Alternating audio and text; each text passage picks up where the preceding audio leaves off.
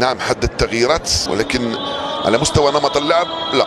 الله اكبر حق عن موعد الاذان، موعد الافطار بالنسبه للاعبين. طبعا الحكم يعطي الفرصه للاعبين انهم يفطرون بجرعه ماء وشويه تمر، التمر الجزائري او التمر التونسي اللي يتشابه مع بعض البعض.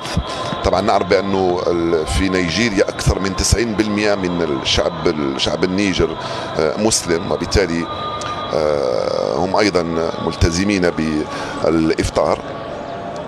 تقبل الله منا ومنكم.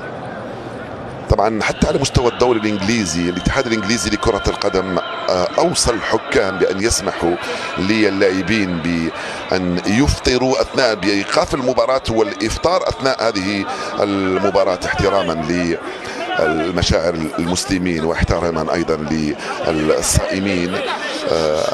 لقطة جميلة جدا وصور جميلة جدا بالنسبة للاعبين على خط التماس وهم يتناولون الافطار بالتمر الجزائري وبالماء التونسي.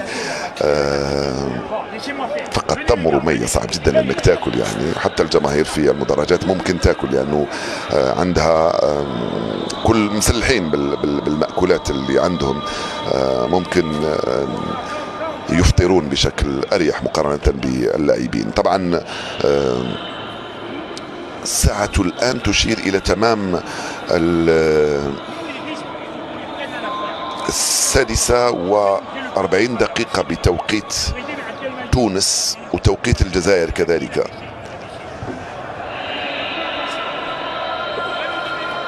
قلت في بداية الوصف بأنه حسب الكثير من الدراسات على مستوى الفيفا تمت في سنوات مضت، فإنه ثبت بأن الصيام لا يؤثر كثيرا على اللاعبين وعلى الرياضيين عموما.